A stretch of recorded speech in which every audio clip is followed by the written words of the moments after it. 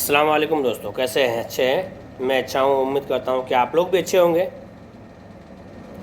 कल धूमधाम से बेरोजगार दिवस मनाया गया। जी हाँ। और ट्विटर पर सबसे बड़ा जो ट्रेंड रहा वो बेरोजगारों का रहा। आज की बात सिर्फ बेरोजगारों के लिए है। जी हाँ। गोदी मीडिया के अलावा जितने भी पत्रकार हैं, जितने भी संस्थाएं हैं जो खबर दिखाने वाली है, गोदी मीडिया के अलावा वो सब आज लोगों की बेरोजगारी को सामने रख रही है। हालांकि कई चैनल ऐसे हैं जो हमेशा रखते रहते हैं स्टूडेंट की मुश्किलात को। 5-5 साल एग्ज़ाम में लगाने के जो गवर्नमेंट के जो ढीला करने के उसके हैं प्रोसेस के नाम पर उनको, या फिर नियुक्ति नहीं करने के ऊपर, या फिर प्राइवेट तरीके से लेकर के लोगों को 5 साल के अंदर निकाल देने के ऊपर, और ऐसे कई सारे जो ना मुद्दे आज यानी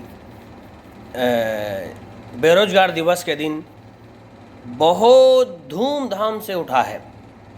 और इसको रवीश कुमार ने अपने प्राइम टाइम में पूरी तरह से अलग अलग हिस्से को इसमें, हालांकि एक आदमी पूरा हिंदुस्तान तो कवर नहीं कर सकता है, लेकिन जितनी भी हुई उन्होंने कोशिश की। हम इसको सराहते हैं और हम ये भी मानते हैं कि आम इंसानों के लिए रवीश कुमार से अच्छा शायद प्रवक्ता नहीं है। प्रवक्ता यानी एंकर नहीं है, क्योंकि वही लोगों की कमज़ोरियों को सरकार के सामने रखता है। सरकार की के नाजायज़ फ़ायदा उठाने को भी लोगों के सामने रखता है। लेकिन अब आप देखिए कि किस तरह से सरकार मामला कर रही है डॉक्टरों के साथ। कोरोना काल में कितने डॉक्टर लोग और नर्स और स्टाफ की मृत्यु हो गई, जिनको कोरोना योद्धा कहा गया। सरकार से पूछा गया कि कोरोना योद्धा कितने मरे हैं, आप उनका डेटा दीजिए। सरकार ने कहा हमारे पास ऐसा कोई डेटा नहीं है। जब आप कोरोना के वक्त में शुरू में ऐलान करते थे कि हम इतना दे देंगे, इतना देंगे, जो आदमी कोरोना से अगर डॉक्टर ड्यूटी पे अगर इंतकाल हो गया और मर गया तो उसको हम इतना ये दे देंगे, वो दे देंगे, ये कर देंगे। लेकिन मालूम हुआ कि ये सब सिर्फ झूठ था। जो सरकार जैसे 15 लाख चुनावी वादे पर बोली थी, और जैसे कि दिल्ली वालों के लिए बोली है कि जहाँ झुकी वहाँ मकान, ऐसे ही कई सारे जो है सिर्फ वादे ही किए जाते हैं कोरोना के वक्त में। और आज ये भी नहीं सरकार को मालूम है कि कितने डॉक्टर मरे हैं, जबकि सारी जगह इसकी रिपोर्ट दर्ज है। और सरकार के पास वो हर मौके से वो हॉस्पिटल भेजते रहते हैं। हॉस्पिटल का कहना है कि ये सरकार का आत्मनिर्भर प्लान नहीं है, बल्कि जो है ना सरकार का आतंकवादी प्लान है कि किस तरह से हर जगह के लोगों को मार दो, ताकि जो है ना वो किसी लायक न बचे, और भारत को फिर लूट करके ले जाने का जो प्रोग्राम है। कहाँ जाने वाले हैं इसके बारे में तो नहीं पता, लेकिन ये बात पक्की हो गई कि सरकार यही चाहती है कि किस तरह भारत को लूट करके ले जाया जाए। देखिए ये रिपोर्ट, जिससे आपको मालूम होगा कि इतनी कोशिशों के बावजूद सरकार नहीं हिल रही, और गोदी मीडिया के अंदर की इंसानियत गोबर खाने से मर गई या फिर मूत पी करके सो गई है। देखिए ये रिपोर्ट। रहा है क्या बेरोजगारी के आंदोलन में सिर्फ वही युवा शामिल हैं जो जिंदगी के कई साल सरकारी नौकरी की परीक्षा में लगा देते हैं? क्या समाज का एक तबका इन युवाओं से कोई सहानुभूति भी रखता है?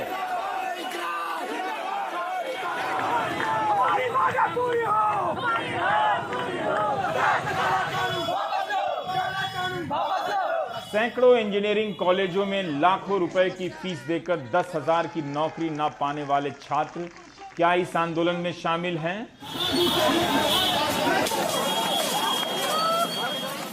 लाखों लोग पक्की नौकरी की आस में कॉन्ट्रैक्ट की नौकरी करते हैं और निकाल दिए जाते हैं। क्या वे इस बेरोजगार आंदोलन में शामिल हैं?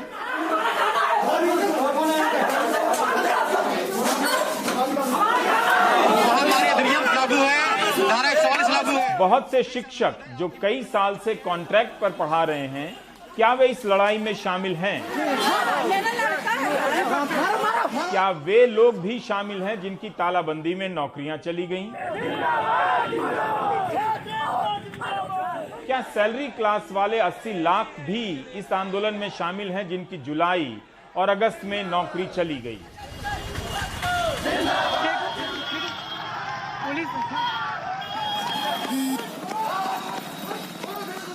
यह इतना आसान प्रश्न नहीं है। ट्विटर, फेसबुक और व्हाट्सएप यूनिवर्सिटी ने आपको इसी तरह के सांचे में ढाल दिया है। बहुत ज्यादा क्या क्या नहीं करना चाहता, लेकिन आपको कैरम बोर्ड से समझाना चाहता हूं।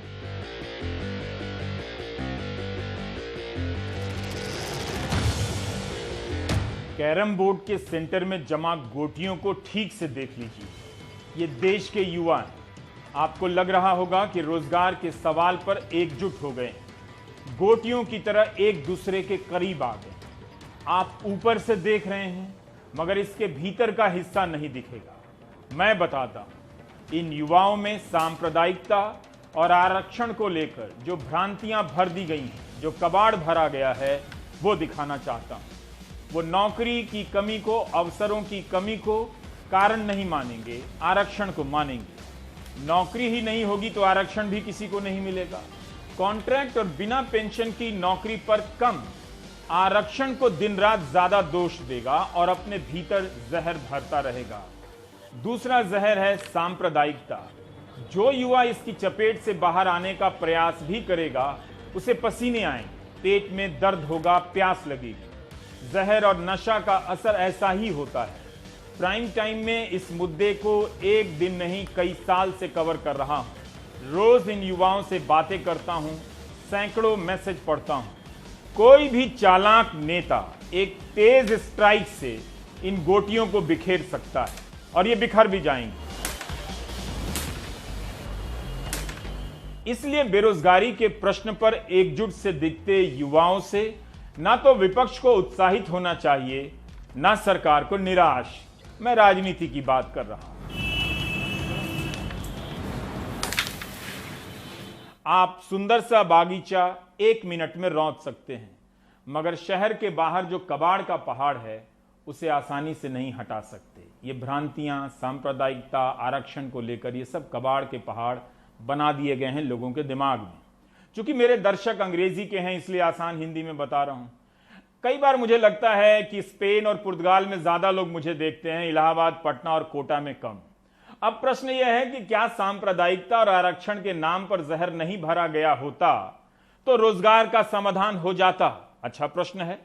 यह निर्भर करता है कि आप रोजगार के सवाल को कैसे देखते हैं। वो सवाल अपनी परीक्षा, अपना रिजल्ट, अपनी भर्ती, अपनी ज्वाइनिंग तो नहीं है। प्रधानमंत्री को जन्मदिन की बधाइयां। उन्हीं के जन्मदिन पर बेरोजगारों ने बेरोजगार दिवस मनाने का फैसला किया और आंदोलन चलाया ट्विटर पर। अब आप मीम देख रहे हैं, पोस्टर भी कह सकते हैं। बेरोजगार दिवस पर तरह तरह के मीम बनाए गए हैं। इनमें से कुछ कांग्रेस, सपा और राजद की तरफ से भी बनाए गए होंगे, मगर ज्यादातर युवाओं ने बनाए हैं। ऐसे मीम को ठीक से देखिएगा। इन्हीं के जरिए व्हाट्सएप यूनिवर्सिटी में हमारे युवा खत्म किए गए। अब वही युवा मीम बनकर ट्विटर पर चीख रहे हैं। जिस गोदी मीडिया ने इन्हें कथित रूप से राष्ट्रवाद के नाम पर भीड़ में बदला, अब उसी मीडिया में 30 सेकंड के कवरेज के लिए तरस रहे हैं।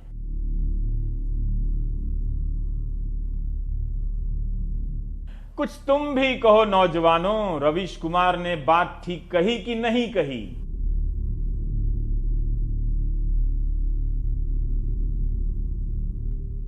अब तुम बस एक मीम हो, जनता नहीं। जनता दिखती है, उसे कोई गायब नहीं कर सकता, मीडिया न सरकार। सबको पता है कि प्रधानमंत्री और अन्य मंत्री ट्विटर पर सक्रिय हैं, तो बेरोजगार नौजवान वहां पहुंच गए। आज दोपहर 1:30 बजे तक #नेशनल अनएम्प्लॉयमेंट डे और #राष्ट्रीय बेरोजगारी दिवस के कुल 32 लाख से ज्यादा ट्वीट हो चुके थे और ये नंबर 1 पर ट्रेंड कर रहा था। अगर मैंने गलती से भी लड़ाई और आंदोलन शब्द का जिक्र किया है तो दिल्ली पुलिस से माफी मांगता हूं। मेरी तरह चक्का जाम करने वाले किसानों को भी माफी मांगनी चाहिए। दिल्ली पुलिस ने दंगों की चार्जशीट में लिखा है कि चक्का जाम लोकतांत्रिक नहीं है। देख लीजिएगा। तो अब आप क्या करेंगे?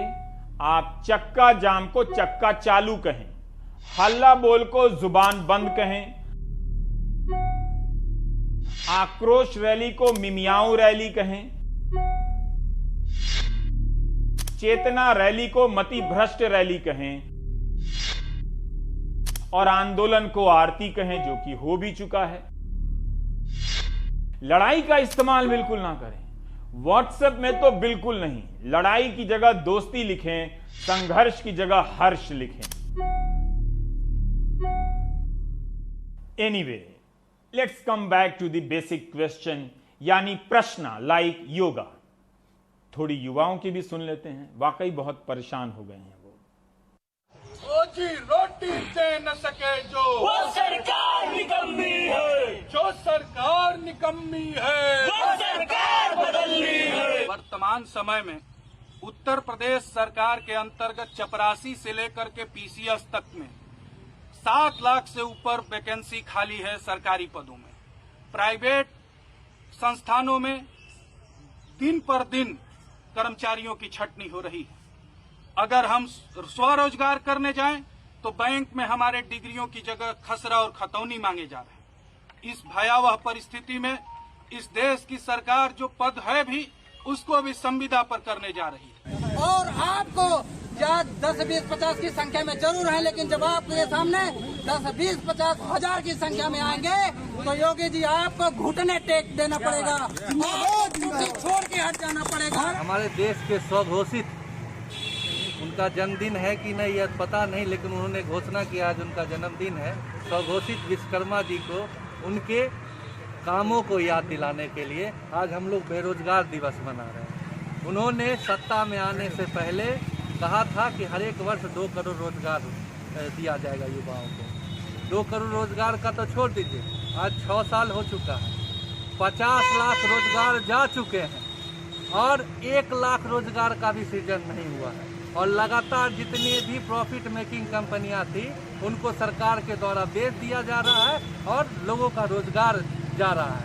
इसलिए आज हम लोग इस अवसर पर राष्ट्रीय बेरोजगार दिवस मना रहे हैं और इस अवसर पर जितने भी फॉर्म हैं उनको दिखा रहे हैं कि यह जो फॉर्म निकलता था यह बंद क्यों हो गया। जैसे मैं बीए का पार्ट 1 का छात्र हूँ, अब तो मुझे अगर अभी मैं पढ़ाई करता हूँ 1-2 साल बाद तो फिर तो मेरे फ्यूचर अंधकार में चल जाएगी। और मेरा ही फ्यूचर क्या, अभी जितने सारे भी युवाएं हैं उन सबों के फ्यूचर अभी अंधकार में चल जाने वाले। तो मैं तो यही कहना चाहता हूँ कि मोदी सरकार और हेमंत सोरेन जी को कि वो लोग कुछ सोचे हमारे बारे में, क्योंकि अगर आज हम लोग पढ़ाई करें तो यही सोचे कि आगे जाके हम लोग को अच्छा जॉब मिलेगा, लेकिन ऐसा तो नहीं है। हम लोग को अभी अंधकार में रखा जा रहा है। हम लोग को सिर्फ इस बात पे बोला जा रहा है कि आप लोग बस वोट दीजिए, हम लोग आगे देख लेंगे। कल ही यानी 16 सितंबर को राज्यसभा में बीजेपी सांसद विनय सहस्त्रबुद्धे ने महाराष्ट्र सरकार के स्वास्थ्य विभाग में खाली पदों को लेकर सही प्रश्न किया। कहा कि हेल्थ वर्करों के इतने पद क्यों खाली हैं? हमारे स्वास्थ्य विभाग के पद है उनको बिल्कुल भराने की कोई व्यवस्था नहीं है। महाराष्ट्र में वैद्यकीय और आरोग्य सेवा के लिए 7,985 पद मंजूर है। अभी जो पदों को भरा गया है वो केवल 6,784 है। 1,201 पदों को भरा ही नहीं है। सामान्य सेवा में भी लगभग 948 पद मंजूर है। पुरानी सरकारों ने, इस सरकार ने भी मंजूर किए होंगे, मगर पद भरना नहीं। पता नहीं पद भरने के बारे में और कुछ भरने की रचना है या क्या है, हम नहीं जानते, मगर पद नहीं भरे गए। तो मान्यवर, गंभीरता के बारे में बहुत सवालिया निशान हम सबके सम्मुख निर्माण होते हैं। तो महाराष्ट्र के स्वास्थ्य विभाग में 7,985 पदों में से 6,784 पद भरे गए, 1,201 पद खाली। बिहार में उससे अधिक खाली। विनय जी वो भी उठा सकते हैं, या कम से कम ये काम मनोज झा कर सकते हैं। बीबीसी रिपोर्ट है, बीबीसी की, नीरज की, उसका एक हिस्सा बता रहा हूं। बिहार के स्वास्थ्य मंत्री मंगल पांडे ने इसी साल मार्च में विधानसभा के अंदर राजद के विधायक शिवचंद्र राम की तरफ से उठाए गए प्रश्न का जवाब देते हुए कहा था कि राज्य में चिकित्सा पदाधिकारी के कुल स्वीकृत पद 10,609 हैं, जिसमेमें से 6,437 पद खाली हैं। यहां स्टाफ नर्स ग्रेड के कुल स्वीकृत पद 14,198 हैं, लेकिन कार्यरत बल महज 5,068 है। एनएनएम नर्स के भी 10,000 से अधिक पोस्ट खाली हैं। पटना मेडिकल कॉलेज में 40% डॉक्टरों की कमी है। दरभंगा मेडिकल कॉलेज में 50% डॉक्टरों की कमी है। अस्पताल की बिल्डिंग और बीमा की पॉलिसी से इलाज नहीं होता है। आप यह भी देखें कि वहां डॉक्टर कितने हैं, एक्सरे की मशीन काम करती है कि नहीं करती है। आए दिन लोग मुझसे पूछते रहते हैं कि विपक्ष कहां है। चैनलों को एक शो शुरू करना चाहिए जिसका नाम हो विपक्ष यहां है। रोजगार और सरकारी भर्तियों के सवाल को लेकर राहुल गांधी और प्रियंका गांधी लगातार ट्वीट करते रहते हैं, आज भी किया है। राहुल गांधी के कई वीडियो भी आ चुके हैं। प्रियंका गांधी यूपी की सरकारी भर्तियों को लेकर आए दिन ट्वीट करते रहती हैं। आप उनसे पूछें कि पंजाब, राजस्थान या छत्तीसगढ़ की आपकी सरकारें सरकारी भर्तियों को लेकर क्या कर रही हैं, क्या अलग कर रही हैं। अखिलेश यादव, तेजस्वी यादव भी आए दिन इन सवालों पर ट्वीट करते रहते हैं। सपा और कांग्रेस के लोग सड़कों पर प्रदर्शन भी करते हैं, लाठियां भी खाते हैं, फिर भी लोग कहते हैं विपक्ष कहां है। नाम गौरव कुमार मिश्रा, मैं कानपुर के गरीब मजदूर किसान का बेटा हूँ। आयु निर्माणी बोर्ड, आयु निर्माणिया मुख्यालय कानपुर, आयु वस्त्र निर्माणी, सभी जगह हमने RTI और PMO के थ्रू जवाब मांगा, लेकिन सबका जवाब यही है कि नान करोड़ के कारण आप लोगों की नियुक्ति नहीं हो पा रही।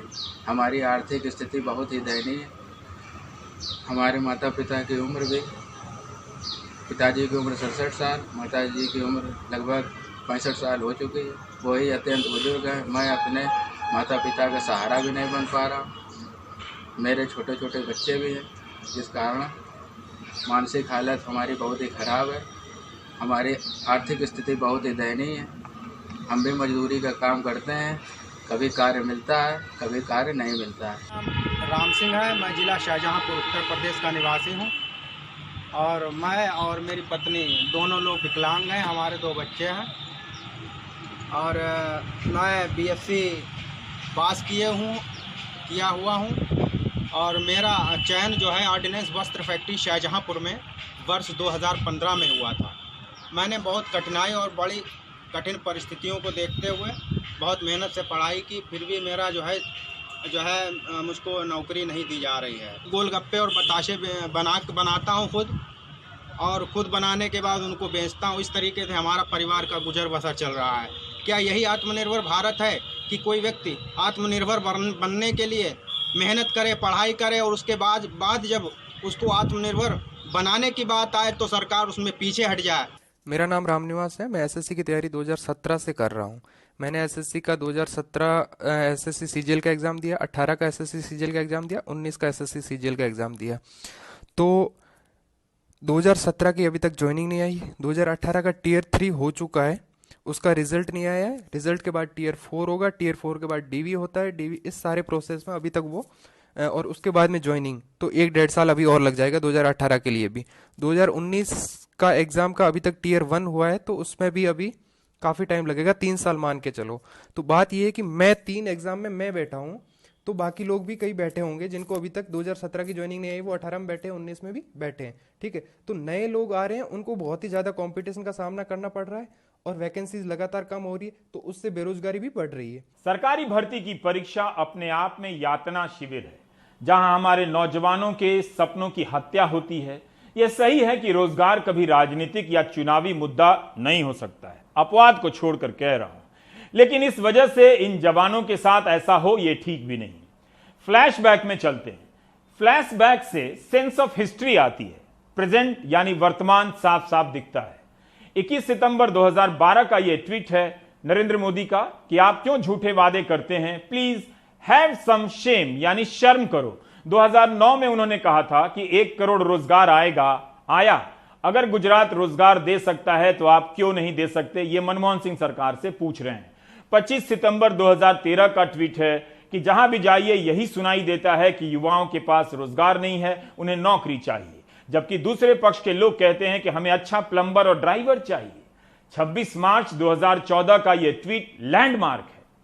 इसमें नरेंद्र मोदी जी कहते हैं मुख्यमंत्री के तौर पर कि जब मैं कहता हूं कि युवाओं को नौकरी दो तो वे कहते हैं धर्मनिरपेक्षता खतरे में है।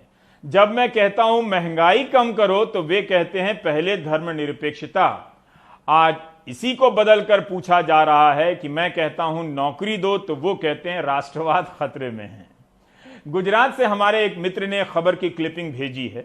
दिल्ली वालों के लिए एक्सप्रेस और अहमदाबाद मिरर में भी अंग्रेजी में यह खबर है। कोविड गाइडलाइन का पालन ना करने के कारण अहमदाबाद म्युनिसिपल कॉरपोरेशन ने 32 टी स्टॉल को सील कर दिया है।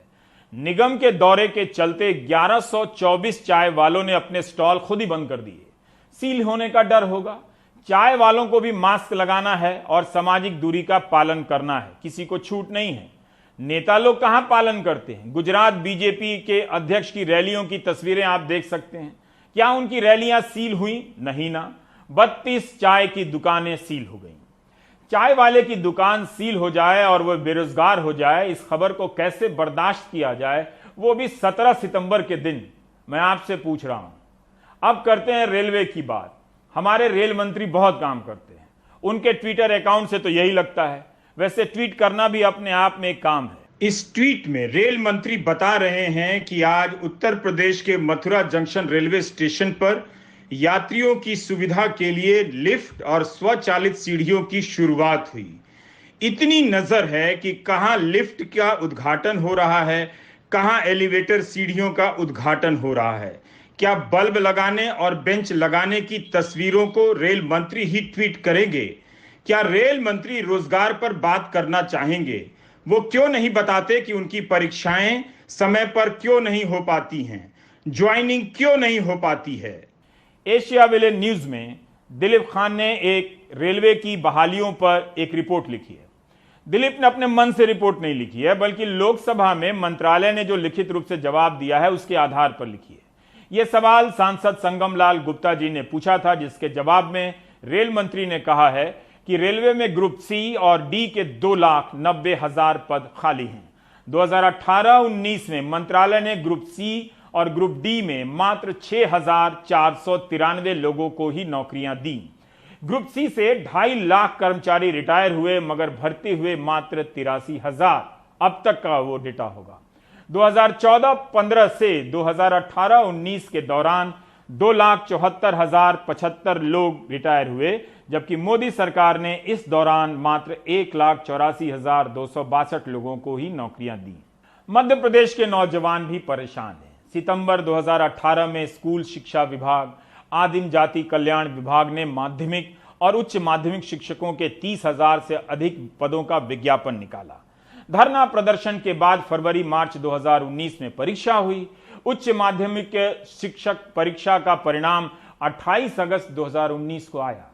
इसके लिए भी धरना प्रदर्शन करना पड़ा, कोर्ट मुकदमा हुआ, अभी तक ज्वाइनिंग नहीं हुई है। मैं मध्य प्रदेश का एक होनहार बेरोजगार 2018 शिक्षक पात्रता परीक्षा का चयनित अभ्यर्थी हूं। 2011 से शिक्षक बनने का सपना अपने आंखों में संजोए हुए, लेकिन आंखें तब खुलती है जब सरकार केवल कोरी घोषणाएं करती है। मध्य प्रदेश में शिक्षक पात्रता परीक्षा अंतिम बार 2011 में हुई थी। नियमानुसार हर 3 वर्ष में शिक्षक पात्रता परीक्षा होनी चाहिए, लेकिन राजनीतिक लाभ, राजनीतिक स्वार्थ के चलते यह परीक्षाएं होती नहीं है। इसे अंतिम बार राजनीतिक वोट बैंक के चलते 2018 चुनावी दौर में निकाला गया था, जिसमें वर्ग 1 उच्च माध्यमिक शिक्षक व वर्ग 2 माध्यमिक शिक्षक के क्रमशः 19,200 व 11,374 पद के नोटिफिकेशन निकाला गया था। 2019 फरवरी-मार्च में परीक्षाएं हुई थी। रिजल्ट 2019 में 28 अगस्त को वर्ग 1 का आया हुआ था। सरकार के ऊपर दबाव बनाने के बाद 2020 में इसकी काउंसलिंग प्रक्रिया प्रारंभ की गई। काउंसलिंग प्रक्रिया 1 जुलाई 2020 से 3 जुलाई 2020 तक के चल रही थी, जिसमें लगभग 30% चयनित अभ्यर्थियों ने अपना दस्तावेज सत्यापन करवाए थे, लेकिन सरकार के द्वारा लोक परिवहन व कोरोना के आड़ लेकर इस भर्ती को पुनः ठंडे बस्ते में डाल दिया गया। यूपी के नौजवान अनेक परीक्षाओं और उनकी ज्वाइनिंग को लेकर तो परेशान ही थे। अब उनकी परेशानी में एक और कारण जुड़ गया है। अमर उजाला में खबर छपी कि यूपी सरकार ऐसे नियम बनाने जा रही है कि सरकारी नौकरियों में 5 साल कॉन्ट्रैक्ट पर काम करना होगा संविदा पर। ठेके पर 5 साल के बाद काम करने के बाद समीक्षा होगी उनके कामकाज की और छटनी होगी। फिर सरकारी परीक्षा का क्या मतलब जब 5 साल तक संविदा पर नौकरी देनी है और हटा देना है। इस खबर को पढ़ते ही नौजवानों के होश उड़ गए हैं। इलाहाबाद में मशाल जुलूस लेकर प्रदर्शन हुआ। वीडियो भेजा गया कि हम जागरूक हो गए हैं, आप योगी जी से निवेदन करें कि वे ऐसा ना करें। 5 साल तैयारी में, 5 साल संविदा में और उसके बाद निकाल दिए गए तो क्या करेंगे। आज भी इलाहाबाद में प्रदर्शन हुआ और लाठीचार्ज की खबर भी आई। सबसे पहले संविदा एक प्रकार का अभिशाप है हम युवाओं के लिए।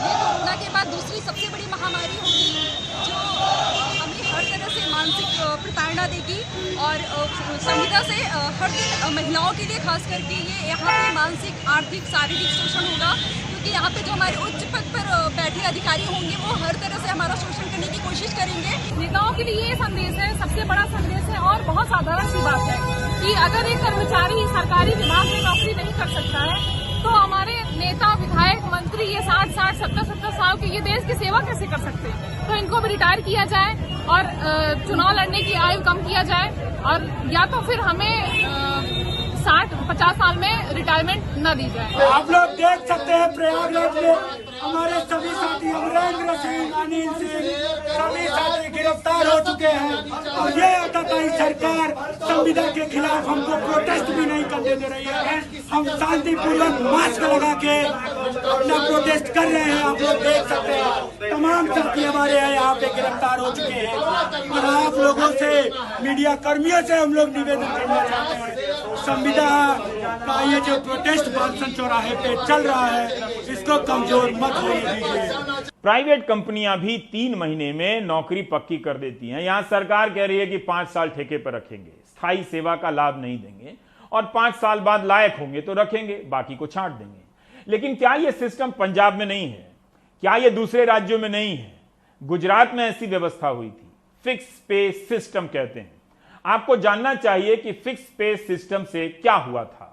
अहमदाबाद मिरर और इंडियन एक्सप्रेस की पुरानी रिपोर्ट के अनुसार 4 लाख कर्मचारी फिक्स पे सिस्टम के तहत भर्ती किए गए। 14 साल तक फिक्स पे पर काम करते रहे। जनहित याचिका दायर हुई। 2012 में गुजरात हाई कोर्ट ने फिक्स पे सिस्टम को गैर कानूनी घोषित कर दिया और कहा कि इन्हें स्थायी सेवा के सहयोगियों के बराबर वेतन मिलना चाहिए। गुजरात सरकार ने इसे सुप्रीम कोर्ट में चुनौती दे दी। सुप्रीम कोर्ट ने कहा कि अगर आप इन्हें समान वेतन नहीं दे सकते तो खुद को दिवालिया घोषित कर दीजिए। 7 दिसंबर 2016 के अहमदाबाद मिरर में इस फैसले की खबर छपी है। गुजरात सरकार के सॉलिसिटर जनरल ने कहा था कि गुजरात हाईकोर्ट के फैसले के हिसाब से कर्मचारियों को वेतन देना पड़ा तो सरकार को 8,000 करोड़ का खर्चा आ जाएगा। गुजरात में 4 लाख कर्मचारी इस सिस्टम में नियुक्त किए गए थे। इस मुद्दे को लेकर हमने हाईकोर्ट में मामला दर्ज करवाया था और 2012 में हाईकोर्ट ने इस प्रथा को नाबूद करने का निर्देश भी दे दिया था, किंतु सरकार ने इस निर्देश को न मानते हुए इस मामले को वो सुप्रीम में लेकर गई थी और अभी भी ये केस सुप्रीम में चल रहा है।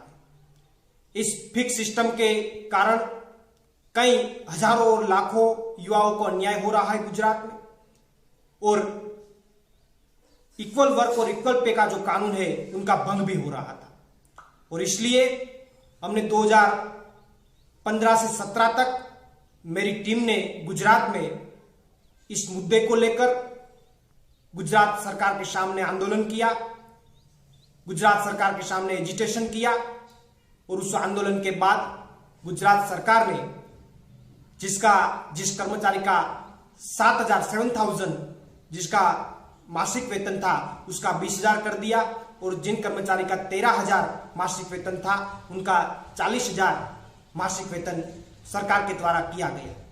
किंतु अभी भी न तो उन कर्मचारी को रेगुलर गिना जाता है 5 साल तक और न तो उनको कोई सरकारी लाभ मिलता है।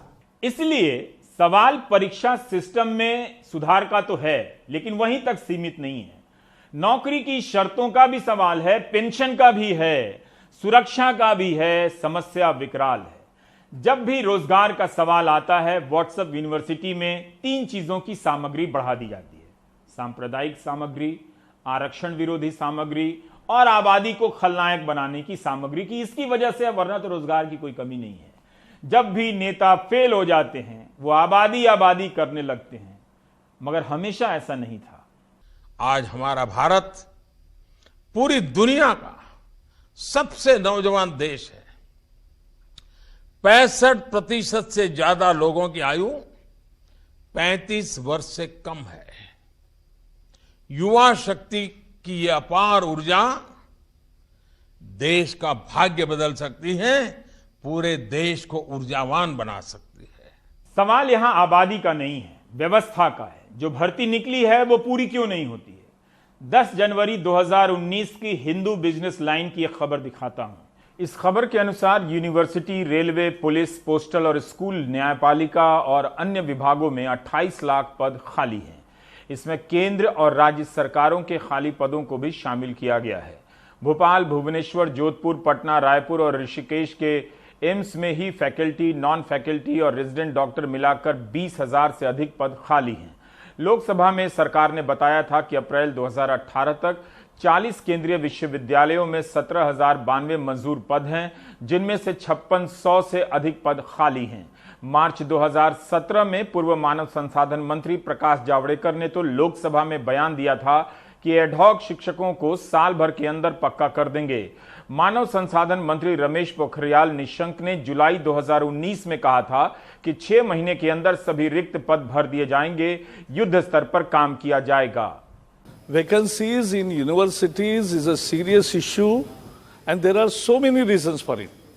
But let me tell you, in central universities, which are 41 in number, there is 20% vacancies. And as you said, part-time is not our policy. Our policy is permanent employment.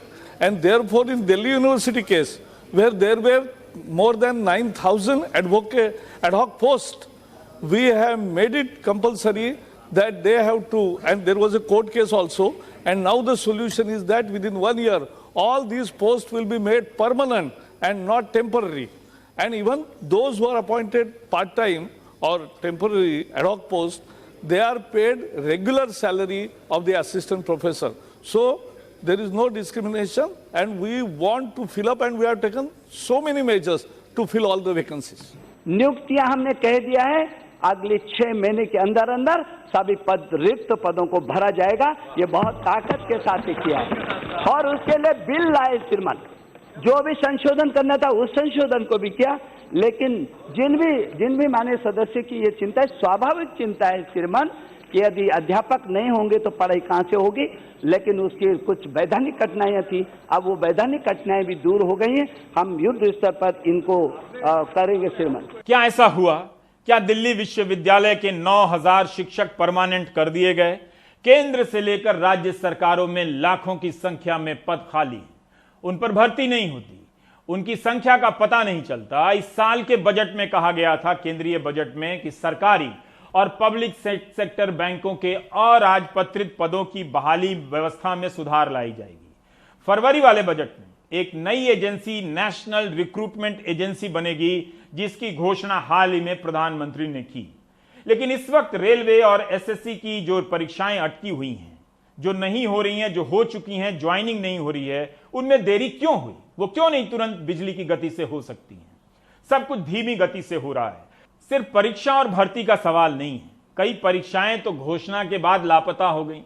रोजगार का स्वरूप ही बदल गया है, ना सामाजिक सुरक्षा है, ना भविष्य की सुरक्षा। सांसद, विधायक के पास पेंशन है, उनके लिए न्यू पेंशन स्कीम नहीं है, आपके लिए है। त्रिपुरा का एक केस बताता हूं।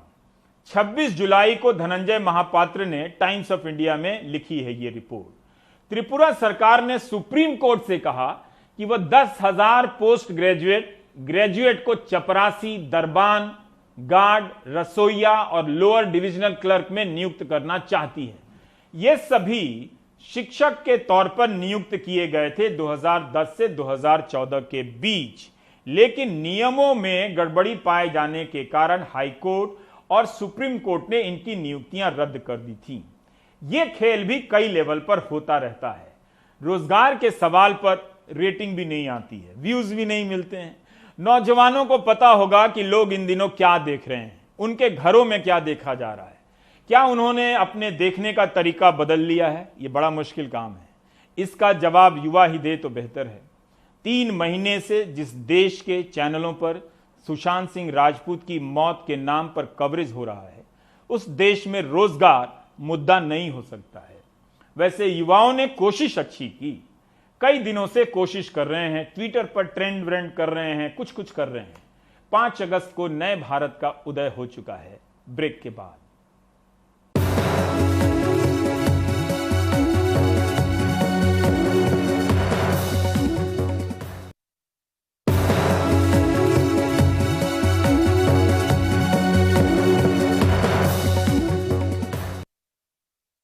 देश में कोरोना के संक्रमित मामलों की संख्या 51 लाख से अधिक हो गई है। 17 सितंबर की रिपोर्ट के हिसाब से पिछले 24 घंटे में अब तक के सबसे ज्यादा 97,894 नए मामले आए हैं। अब तक कुल मामले 51,18,253 हो चुके हैं। देश में एक्टिव मामलों की संख्या पहली बार 10 लाख से अधिक हो गई है। पिछले 24 घंटे में 1132 मरीजों की मौत हुई है। कुल मौत 83,198 हो गई है। कोरोना काल में सबसे ज्यादा मेहनत मेडिकल स्टाफ कर रहे हैं। उनकी मेहनत की वजह से आज देश में मोर्टेलिटी रेट कम है, मरने वालों की दर कम है। सरकार खुद कई बार मान चुकी है कि मेडिकल स्टाफ की मेहनत की वजह से यह संभव हुआ है। लेकिन चिंता की बात है कि कोरोना की वजह से कितने मेडिकल स्टाफ की मौत हुई है, उसका भी डेटा सरकार के पास नहीं है। बताइए तो है क्या? जिनके लिए हमने थाली बजाई, आकाश से पुष्प वर्षा कराई, उनका डेटा नहीं है। लेकिन अब जब संसद में सरकार से पूछा गया कितने डॉक्टर, नर्स और हेल्थ वर्कर की मौत कोरोना से हुई है, तो सरकार ने कहा हमारे पास डेटा नहीं है। स्वास्थ्य राज्यों का विषय है। देश के डॉक्टरों ने इसे सरकार का पाखंड करार दिया है।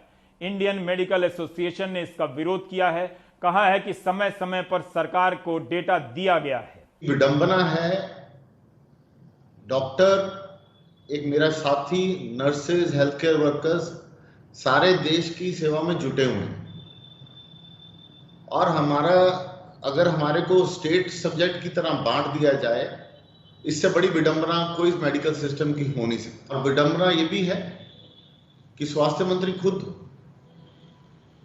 एक डॉक्टर